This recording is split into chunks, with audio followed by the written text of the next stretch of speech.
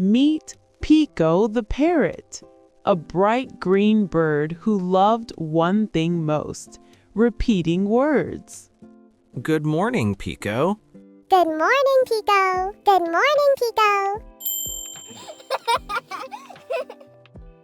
Pico was adorable. But soon, Oh no, I'm so careless. So careless, so careless.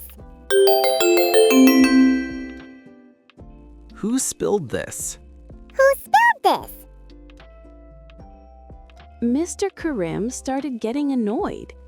This bird is too noisy. Too noisy, too noisy.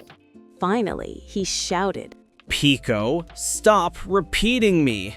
Stop repeating me. Stop repeating me.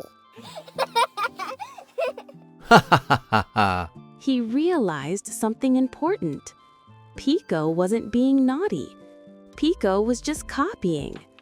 So the next day, Mr. Karim spoke gently. Please sit quietly, Pico. Please sit quietly. The house felt peaceful. Moral: kind words create kind echoes.